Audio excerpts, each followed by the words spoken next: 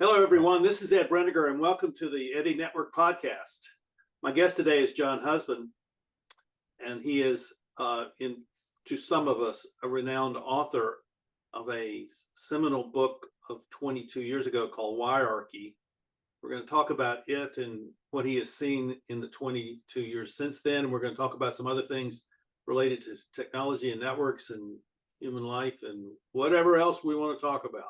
We've known each other for a long time, but our interactions recently has been spotty. But now we're reconnecting, and we're gonna have a great conversation today. And thank you, Jon, for joining me, and thank you for all that you've done over the years, because it has I think it's proven to have a staying power, which is to your credit. Well, thanks for the introduction, Ed. Yeah, it's been quite a while, and we're living in this, amongst many other things. Time and space are often enough being redefined for us. So 10 or 15 years, often flies by in a flash, and at the same time, a month can be a very long time. So, anyway, good to see you again. Wirearchy. Let me. It's spelled Wirearchy. Let me correct something very quickly that you said. There was a book written about it, an ebook, but that didn't get published until 2015, and it was a compendium, a collaborative effort amongst a number of people, some of whom, or at least one of whom, you've interviewed, which is Richard Martin. So Wirearchy. Well, as a younger man, I went through a couple of initial careers working in large organizations up until about the age of 30. And I was always, starting from university days and maybe even before that, drawn to sociology and anthropology and philosophy as my areas of interest. And so graduating from university in the middle of the 70s with long hair and a big Pancho Gonzalez mustache, I swore up and down I'd never work in a big corporation. And a year later, I was working as a management trainee for a very large Canadian bank. And I ended up getting into the management stream. That was in the early days of when they were starting to hire university graduates, and progressed upwards quite quickly. Then realized one day that I didn't want to do that at all, and pivoted, ended up working for a government agency for a couple of years in the area of, I guess you'd call it employment systems. It was something very equivalent to the United States Equal Opportunities Commission. Yeah. And from there, I became a junior management consultant with a very large global HR and organizational effectiveness firm. And that satisfied a lot of my sort of intellectual interests, more than most jobs a young person could get then. Because HR and organizational effectiveness involves sociology and anthropology and philosophical orientations of a corporation and so on. And what about being trained in, it's kind of like a Jesuit school, or it was back then, of being trained in the methods that the Hay Group sold all around the world. And at the same time, I've always been a very avid reader until screens came along. But I was at that time reading an enormous amount of things like Peter Drucker, Alvin Toffler, John Naisbitt, different futurists, Joel Barker, and also the organizational futurists like Arie de Geus, Peter Senge, Margaret Wheatley, and others, many others. And I began to realize that what I was working with and what I was giving all of my work energy to, which is most of your life energy when you're a young consultant, was an ongoing embedding of what I call the generic codification of Taylorous principles.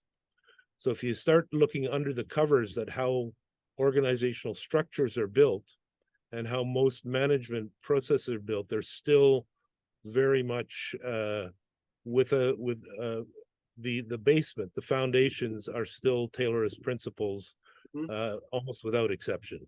There's been gloss laid over it in the 25 years of the leadership development industry, and there have been ongoing waves of what I'd call participative and larger scale change initiatives. For me, it started to become clear that I was always interested in knowledge. Knowledge is power. Reading these information futurists, I began to realize that what I was working with was really yesterday's news. You know, computers were here. I started working before there were computers really in the workplace. Computers were here. The internet was coming.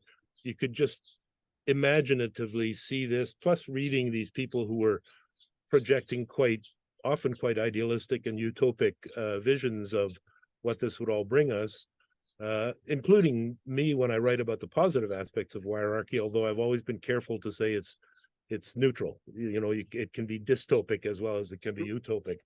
And there are some very good examples of that, in my opinion. At any rate, I was in the middle of all this, and actually just about to get promoted to partner level, and I realized that I was only 40, and all this stuff I was reading about was coming at us, and I just couldn't keep doing this, so I quit. And then I went about actually moving continents and trying to figure out what I was going to do next, and never really reestablishing a career of any sort. You know, making my way as an independent consultant, but I had grown a very significant aversion to or allergy to selling solutions, and almost all consulting is selling promised solutions, including in the HR and the leadership world, which is a lot of metrics and tests about capabilities. I did a lot of competency modeling in my later years with the Hay Group. Those are ubiquitous now. And I began to really kind of distrust all of this, although that's very, very heretic, and so you don't make a living in that industry. And along the way, I continued reading, and I hope this isn't going too long, but no, it didn't. This is great. Thank you. There was a very, very specific moment that happened, and this is after having quit and after having spent a couple of years figuratively and maybe literally wandering around in the valley of death kind of thing when you're undergoing a very big transition. And I read an article or an essay in the Atlantic Monthly, October 1999, by Peter Drucker, titled "Beyond the Information Revolution," where he likened the arrival of computers and the internet to the arrival of, for example, the first railways and the first kind of factories and so on, and how there was always an explosion of activities and then a regroupment and on and on and on. What really whacked me across the forehead, as Roger Von Esch would say, I think, was the last 7 paragraphs. It was a section of the concluding section of the essay titled "Bribing the Knowledge Worker." And that was October 1999. So you have to remember, this is right in the middle of and at the beginning of the dot-com bust, but it was still the dot-com boom. Right. And what was happening then was, and remember Fortune magazine had a cover back around then. What was happening was that the typical career trajectory for Harvard and Yale MBA graduates was into, Wall Street financial houses or into management consulting, with, the Bains and the McKinseys of this world. And what was happening instead was they were going out to Silicon Valley and going out to the West Coast, where they could bring their dog to work, and the work conditions were different. And anyway, Drucker's point was that along with these moves, what was drawing them were very large stock option packages. And he said, well, what's going on right now, and we're only just at the very beginning, is that knowledge workers are beginning to realize that they are the ones that own the means of production, which means the nous, the knowledge, the connections, the networks. And once they realize that, they will want shared power in making decisions, shared power with the executives, and the game will change. And he said, this is going to take quite a long time. But anyway, So I read those last 7 paragraphs, and I can send the essay to you. I have it stored somewhere. And the next day I was in kind of literally in the shower, and I was thinking about what was I going to do. I was only like 42, and I had been working with these methods that were the scaffolding and the mechanics and the instructions for hierarchies. And I had been reading, new magazine called Wired magazine, and I was wondering about what's the architecture of life in a wired world. What's the archy of life in a wired world? Wirearchy. That sounds pretty cool. And I knew what it meant. I knew what it meant about the sort of eventual decentralization, devolution, and distribution of decision making and power, and so on and so forth. And thus, I wrote a working definition, which still is pretty much the working definition that exists today. You're right. It's interesting that it has staying power, because 22 years later, people are still using it. I very purposefully, and I think all sorts of different reactions to it, but I very purposefully never created a method or a framework like holacracy or anything else. I just left it as a working definition, because I think that's where you get informed responses in a complex field, is by looking at principles. And there you are, and I've seen, I think there's examples, both idealistic and utopic examples, and dystopic surveillance, manipulation, nefarious kinds of activities, examples of, if you look at the working definition of wirearchy, that have been unfolding over the last 20 years. And I would say it's still operating in many different ways now, with people connecting, sharing information, sharing misinformation, disinformation. Those are, I think, embedded in the working definition, where I talk about knowledge, trust, credibility. So all of those are in play. Right. Well, if you look at the way Silicon Valley has become kind of the driver of Western economies and Western governments, your notion of let's say a wired hierarchy, which is what it really is has not only become true, but it's become true in such a significant way that it's historic in character. And well, yeah, in the last decade, for example, there's a book that came out, I think 6 or 7 or 8 years ago, by Stanley McChrystal, called Team of Teams. It was a big bestseller, and if you read that book, you could stick the word wirearchy in there. Yeah, it's a great book. 50 different places. So yeah, it's living and operating in networks with instantaneous search, and now early versions of generative AI is creating a very, very different world for us. So where does this go? What do you see? You're just one guy among millions who are looking at all this and thinking about this and reading carefully what other people are saying. And you're a deep thinker, and you're a conversationalist. You are all these things that so many of us see ourselves being, and that we're trying to make sense of where this goes. And so what's your sense of that? Well, the whole notion of making sense is an interesting one, because maybe to make sense of making sense today, we need to make sense differently. Excuse me. Yeah. I'm friends and long-term, I guess, a colleague of sorts with a fellow named Harold Jarkey, you might know, who has done a lot of very, very important development on what he calls his PKM, personal knowledge mastery framework. So the issue is we're living in constant, pretty turbulent flows information of all sorts, whether it's valid or not. And that's creating an interesting field of practice for making sense. One of the things that I think I pulled together from various strands is I've been saying for probably close to a decade to a lot of friends that it behooves us all to seek to become more fluid. And I want to put some context onto that.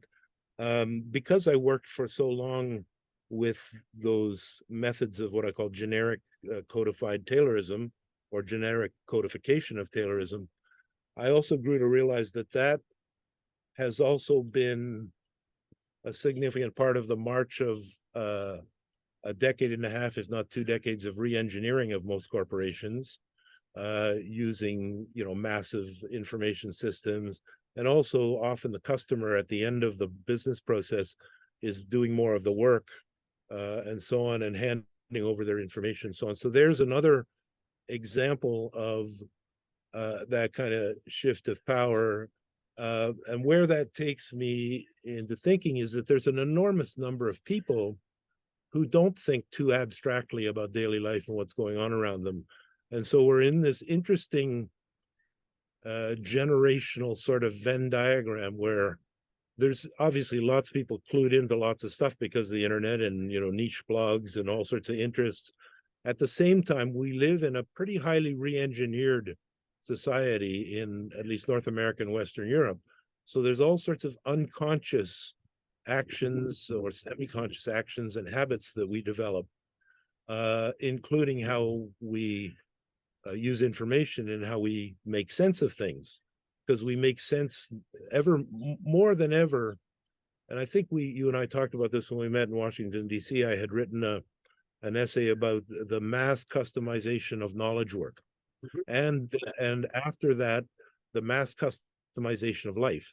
So what everybody is doing, and I think this touches on a lot of your work, is they've created invisible information built bubbles of opinion, of sources, of whatever they do with outputs of information, and so on and so forth. So now you have several billion information bubbles out there floating around and bumping into each other, with loci of connection. If you remember the hierarchy to hierarchy graphic, at all those little nodes out there, there's people experimenting, starting some initiative up, letting it drop. Others, the node grows, and so on and so forth. But in the moving into the sort of a more quasi-philosophical area, sociological adaptations on a large scale, first of all, they're culturally, contextually bound, take a while. They don't happen in a world that's increasingly, again, we're fed instant gratification and resolution of problems. And what I think we're facing is a lot like the very deep ocean currents underneath the Gulf Ocean current or whatever, which take a lot longer to change. That said, I think I see various aspects of sociological change beginning to happen more frequently and more rapidly, and more often in succession. But I'm only one monkey on this planet watching it all go. Yeah, I agree with you. And what I see, one way of describing what I see is that we're still in the infancy of the internet, and that the bubble metaphor that you use is really that people see themselves as connected to other people because they're on Facebook together, or on Instagram, whatever, where they're sending things to one another, but they're not really communicating. They're just signaling, and it's a very kind of, well, I would say it was kind of immature form of human communication. And that what I've seen over the last, in particular last year and a half, is a shift there. And it's a deepening of people's interest in having deeper conversation. So like when I started my Substack in January of last year, I just, I got fed up rating short stuff. So I said, I'm just going to write long stuff, and I'm going to write what I want to write. And and I'm close to retirement. I'm just going to do what I want to do. And, and I transferred my MailChimp newsletter address list over, which is about 360 people. And it quickly dropped to 335. I mean, I was trimming my sales, and I'm going small. And I just was writing what I wanted to write. And all of a sudden, the numbers began to go, the subscribers began to go up. And now I'm over 700. I mean, in less than a year and a half. And I don't understand that. And I don't understand it because I think it's an indication that there's a shift taking place where maybe we're moving out of infancy into early childhood, where we actually learn how to interact with each other using digital and virtual interaction tools, and that the Wirearchy is, shall we say, decentralizing even more so than it has been. And that you and me, we could be a node in a fairly sophisticated community of people that are connected because we're talking to one another, and we're talking at a level that we weren't talking 2 years ago or 3 years ago. But now we're talking at this level of deep philosophical interest. And so that, I see that happening. I see it as something like a growth on a growth plane, not unlike the way a person grows from infancy into childhood. And what will adolescence look like? I don't know. But I don't think we're there yet. I think those are very good observations, and I'd like to add a little bit to it, in that I think there's an awful lot of, and I'm not saying this is the case here. There's a lot of, for valid reasons, generalizations that happen because of mass observation of trends and shifts in action on Facebook, Twitter, Instagram, and so on.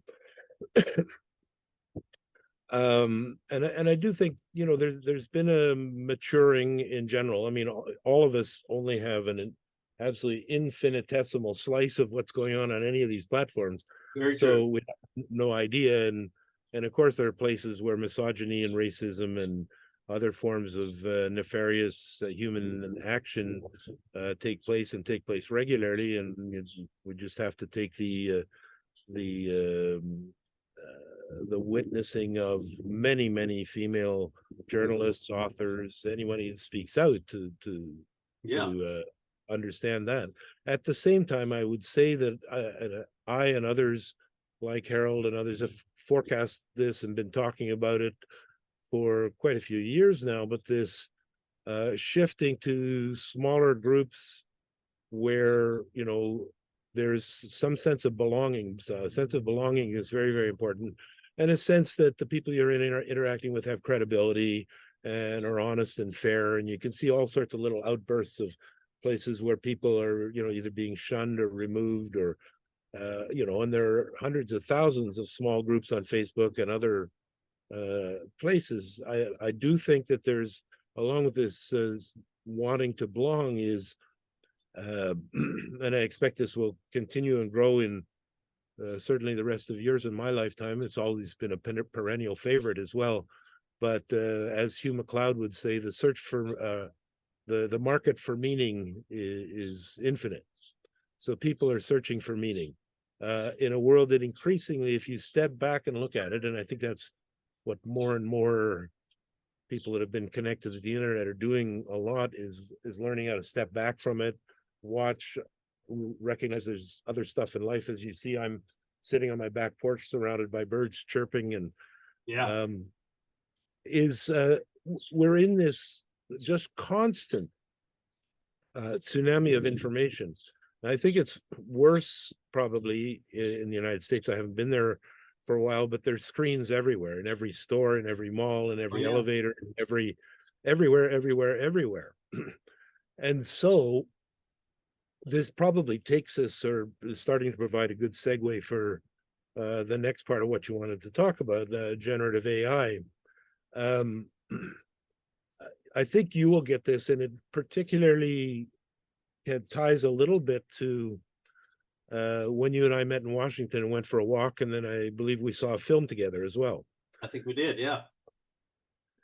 And so about 4 years ago, I reread a book that I first read in 1971 in my first year of university.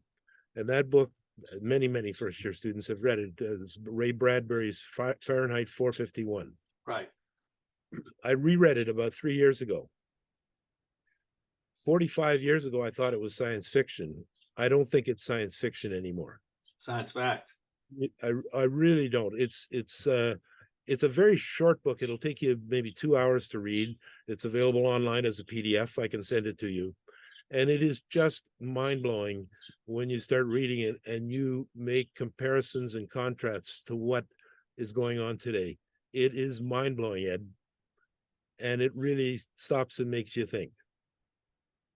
Well, there's a lot of those predictive, imaginative works from 50 years ago that are showing up as, oh, this was not just imagination, this was prediction. And there's that Venn diagram that makes the rounds on Facebook every once in a while. It's 1984 Animal Farm, Brave New World, Fahrenheit 451, The Martian Chronicles, and you are here in the middle of all of them. That's exactly right. It was like, it's also kind of like looking at the Matrix. I watch that 2 or 3 times a year because it's such an indicator of this thing that I call the spectacle, the real. It is the spectacle, and it's I went out and bought the book by Baudrillard that you recommended to me a few years ago, by the way. And yes, that's exactly what's going on. And when I said it's a good segue, is surrounded by screens and surrounded by constant flows of information, and always checking your cell phones and so on and so forth. The work I did when I was translating that work from the Francophone thinker that I think is arguably the Francophone world's answer, or Marshall McLuhan type, but he's a very old man now, close to death. The way we process information in our brain is changing. Mm-hmm. Books are structured hierarchically with a beginning, a middle, flow of chapters, and end. Our education is structured in that same way. You and I, and the way we went to school, and still the way kids are generally going to school today, is we are taught to think in hierarchical patterns and structures and arrangements. That's what is being tossed up in the air. Mm-hmm. It's Ted Nelson's Xanadu, horizontal links lead you everywhere and anywhere. Hence, differing effects. I notice it. My ability to concentrate and read is very different than it was 10 years ago, as are many people's. I see it in young people around me. Our brain processes information differently as well. And this is where we get into advertising and neuromarketing, because starting about 10 years ago, and because of the web, most news articles and essays began to be accompanied by a picture or a portrait of some sort. And we process the information from an image in our brain much more quickly than we do from reading text. And in a different way, it pulls up emotional responses and psychological responses differently than does reading the logic of text sentence after sentence. So these combinations of massive tsunamis of constant, always-on information, increasing doubt as to the source of that information often enough, including people who like to argue about the basis of what is science and what is not science now, and where do facts come from and what is truth, and so on and so forth, coupled with probably half or more of the world's population having access to a smartphone with a screen on it. Coupled with the effects on young people. I'm the father figure for a 14-year-old boy here, and he's just starting to come into, you can see the influences of marketing and fashion on him. And also, how do you talk to a kid about pornography when they're 14 in today's day and age, and so on. So, very, very interesting stuff. The point of all this is that there's constant interaction and constant stimulation and overstimulation. Our brain is processing it differently. Out of all this, some kind of new culture has to grow, because the old culture, it's really interesting. I live in a very multicultural city. So, within 10 kilometers of anywhere where I am here, there's Islamic neighborhoods, there's Moroccan neighborhoods, there's French Canadian neighborhoods, there's Lebanese neighborhoods, there's everything. And I think that's one of the very, very interesting things in North America. I think that there will be a tendency to come back to this notion of, in this constant turbulence, we want to belong to something, and we want to make meaning. And therein lie the opportunities and the challenges, because making meaning when you're having all sorts of mis and dis and partial information thrown at you all the time is really difficult. I don't think you can control it. What the Holy Grail is, or was, I think, with the very early 2000s utopian versions of electronic freedom, is that it requires better education, starting earlier, and a different understanding of what it means to be a citizen in a shared, connected world of everything is possible. And it's tough.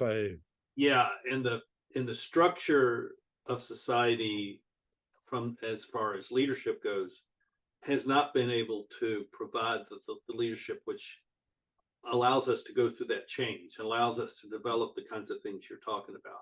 And we're still kind of operating in a 20th century mindset of where it's a game of power, it's a game of tribalism, and instead, since I saw you in Washington, I think that was in 2014, and within a month of seeing you, then I decided to move to Wyoming, and that put me into a trajectory that is still ongoing today. And in that period of time, I traveled all over the world, and what I found was, and I went ordinarily as a single individual, not representing a company, not representing a mission, not representing anyone but myself.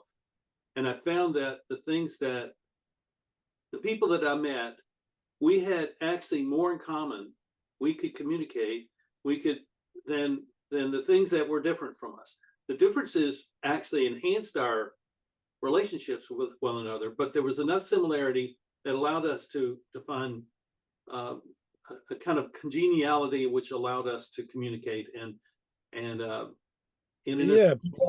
all over the world love their families. They love cuisine. They love giving to other people, and they love being listened to. That those things are common around the world. And it brings me back to us. We've had an awful lot of that kind of stuff. It's not been completely re-engineered out of us, right? But there's been a lot of layers of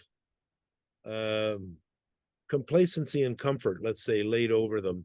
Easy credit, television, processed food, the list goes on. The thing that you mentioned you wanted to talk as well about AI, and obviously, I think from this conversation, I've been interested in knowledge, its uses, and its effects and impact on people and society for a long time. And I don't know enough to argue with or disagree with the many predictions of many possible wonderful things that generative AI will do for us. And I think they probably will help us discover different kinds of medicines faster, help us learn how to provide different kinds of assistance support to people, whether it's neurologically, biochemically, and so on and so forth.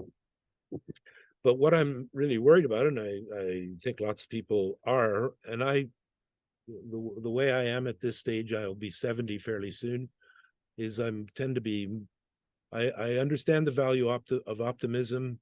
I'm a cheerful person, but I am pessimistic about a fair number of things. Mm-hmm.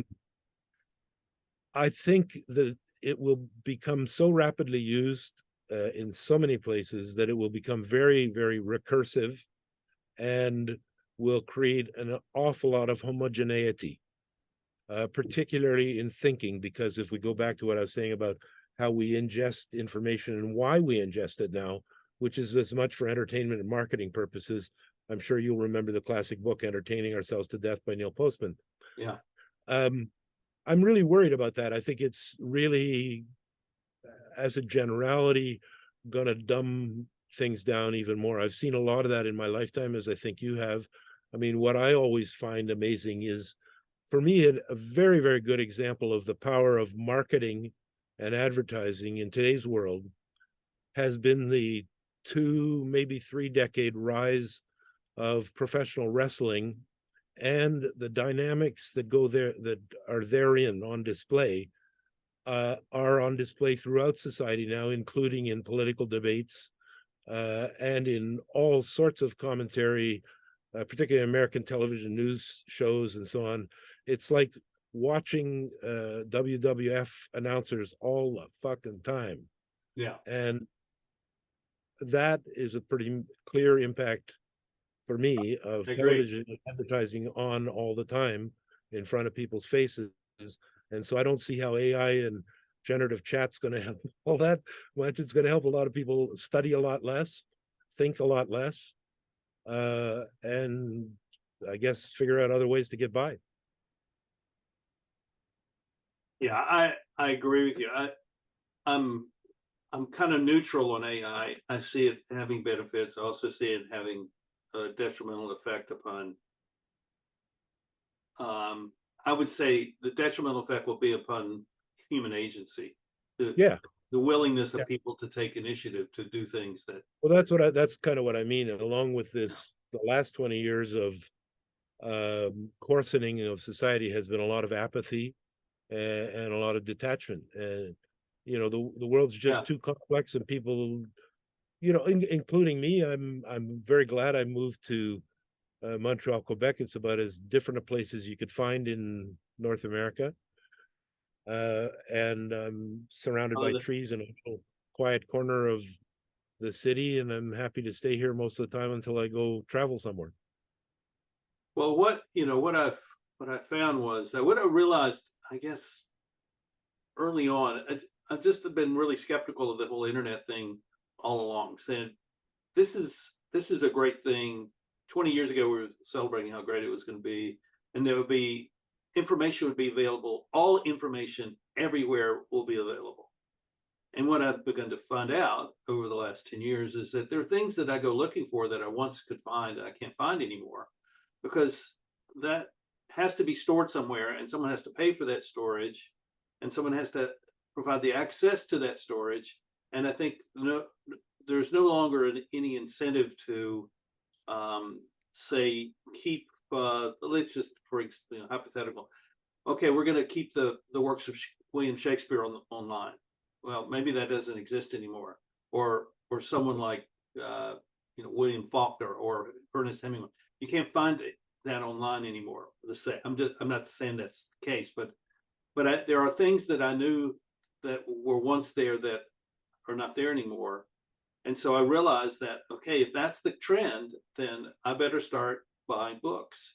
So I buy books you could see behind me, and it's for that purpose of retaining as broad an expanse of knowledge over time as possible. So I think you are recording this. Yeah. Please do me a favor. If you can carve out 2 or 3 hours, and I suspect you can. Yeah. I will send you the PDF of Fahrenheit 451. Please read it. I will. And when you get to the last chapter, you have just described what a bunch of, that's what all the runaways in that book do in the last chapter of their book, is they all memorize the contents of one of the classic books so that it's not lost to actions like you've discussed. Have you ever read the Canticle for Leibowitz? No, but I've been meaning to for many years. You should read it. I mean, this is that story too. Will. And I then the will. Book of Eli, Denzel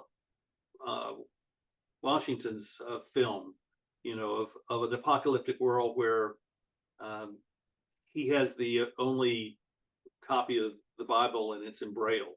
I mean, it's Yeah. I think we'll get there some way. The number of used books I buy that come from libraries that have been no longer storing their books. They're no longer Right. libraries of books. They're more libraries of digital versions of those books. It's kind of an interesting thing to watch. So so I see this is the way I see the AI thing of how we address it. We accept it at some level, the benefits that will come from it. Okay, but at the same time, I'm going to seek to be more creative and more expansive in my creativity, because that's the human lever against it, because it's still going to take whatever is out there and process that within about 5 seconds into something that will be read. That's what ChatGPT does. But for the person who will take, like when I wrote the Spectacle of the Real, which came out first of all in March of 2013. 2013. I spent about 6 months writing that, and it would never have come from it was too multi-dimensional for it to be simply, okay, write the Spectacle of the Real based on Baudrillard and Guy Debord, and that would have been a much different paper, if ChatGPT would have written that, and so I think we have an edge if we're willing to invest ourselves in the development of our own creativity. Some people, yeah, but it's kind of like I'm a member of a small group in Slack, a private group called Wirearchy Commons, and you probably know half the people that are in there. Celine is there, Richard, Luis Suarez, Kenneth, no, Kenneth's not, Valdez Krebs, Harold Jarkey, and so on. And we have an ongoing conversation that's now stretched over 10 years. So these are, this is the other side of the internet, is it allows this deepening. This is sort of a knowledge and interest family. They're a band of brothers and sisters, right, now because of such interaction. But I think that the kind of thing that you just described and the kind of thing I just described is we are early examples of, I guess, artisans, cultural artisans, knowledge artisans, because what we're talking about doesn't scale. Everybody comes to their own understanding of their own life and consciousness in their own ways and on their own time. And what I think I was describing before, and what I believe, is that we are in for what Jane Jacobs said in a little paperback book, A Dark Age Ahead, which is this mass consumption of ultra processed information. It's a truer version of what was called 20 years ago information obesity than ever was before, because we're having our brains and our consciousness, and then eventually our behaviors and maybe our souls stuffed with ultra processed information all the time that we're awake. And so retreating from that is going to be made more and more difficult, because your work and your livelihood and most of the things that mean anything to you will be tied to that. So, maybe it's time for a sequel to Idiocracy, but I think backing away from it, thinking about it very critically and understanding how to use it is going to become an extremely interesting and relatively unpracticed path because I think there will be, the big consulting houses will continue to package process reengineering with artificial intelligence now. There'll be reductions and layoffs because of that in all sorts of administrative and, low and medium level white collar work. I'm pretty sure of that. And so the seeds for some kind of real revolution are there. And what is scary right now is that you talked about agency. There isn't agency that's animated by a vision for a better humanity for all. There is not that common dream anywhere. There are fighting factions for control and power that I don't understand. I don't know why people want to be right so often. I can't understand it. But the fact that it still exists, the fact is that you can find people who still believe in that, to me says that all is not lost. And I'm not an optimist in this. I think the future is going to be extraordinarily difficult. But to me, that's my challenge. I am going to wade into that, not as a warrior against something, but actually as someone who wants to create things that will find resonance with people that they didn't know that they were even looking for. Sure, you and I all know, the people that we know in common and others that we don't have in common. As we know, creators, builders, and catalysts. I'm what I'd call maybe a passive aggressive catalyst or something, in that I don't do much and I don't market much, but and I have, I can put you in touch with 10 friends whom I've bemoaned my being a failure to, because I kind of fell off the well-paid professional world ladder, and I was until 40 on that path. But the one recompense I have is that I think it's quite fair to say I've influenced a fair number of people. Yes, you have. And so that's at this stage of my life, I'm not going to grow a new career, so that's good enough for me. You're I guess we could call a sage. Well, I just turned 70 last week, and so, but I've had this sense that for a very long time, that because of my family's genetics, that I'm going to live to 105. That's my goal. I'm going to live to 105, and I'm looking at, okay, what do the next 30 years look like for me? And I don't know what that looks like, other than I'm going to sit at this desk and write. I'm going to continue to write and continue to talk to people. And that may be all I get to do for the next 30 years. But, I think that the cumulative value of that will find some resonance somewhere, where at the end of that 30 years, people will look back and say that was the hiccup in the Wirearchy that made a difference. That's Yeah. Well, good luck to you, and I hope that's the case. It brings to mind in September of last year, so not a year ago. I had a very good friend who had just retired from. He was a senior strategist for e-government kind of stuff for Canada. So really interesting stuff, and quite hierarchical. And he had a home north of Ottawa on a river, a beautiful place. You go there and as soon as you get out of the car, you're in forest bathing, and the river is 20 yards over there, and so on. So I had, over the last 10 years, made a habit of going there often, and he was very, very intelligent, very well informed guy, and had built this really magnificent little bungalow, a very, very lowbrow bungalow, but with a marvelous deck.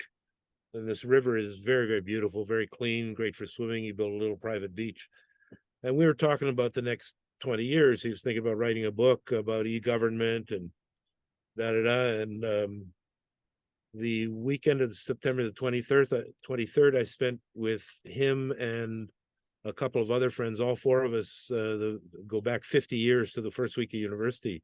So good friends on the river. And 4 days later, I got a phone call. He fell over dead. wow. a couple days after seeing him, and we'd been making plans for the next 20 years. So I hope that doesn't happen to you. I hope you. Well, I hope not Right. either. But if it does, then it does. I mean, it's, Yeah, you of know, course. when you're, I consider this the third half of my life. And so it's a gift, and it's nothing more than a gift. And if I can make something of it, then great. But it has allowed me to interact with people like you, and this has been fantastic. And I'm really grateful that you came on, and this has been so stimulating. And you know, as all our conversations have been in the past, and I'm grateful for the person you are, and the influences you had on people, even as you kind of hide out, and you know, you don't, you know, don't do a lot of fanfare, and I have a great appreciation for that. So thank you for coming on, and I imagine that we'll have a reason to talk again sometime in the future, and when there's a reason, we'll know, and we'll get together and we'll do another. Yeah, I hope so. Let's ping each other once in a while, and if some other topic of conversation or something happens, we'll do it again. And any of these people that you know that you think I should be interviewing, please introduce me to them, because I think that, you know, this is really about conversation. You know, there's no agenda. We're not trying to prove anything. We're just going to have a conversation and show people what it's like to have an intelligent conversation.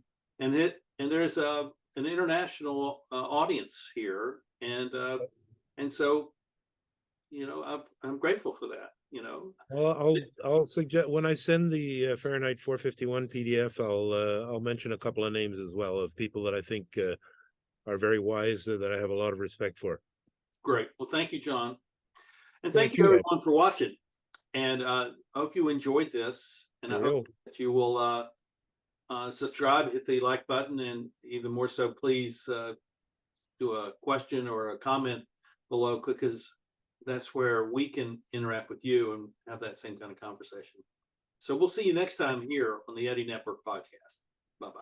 Bye now.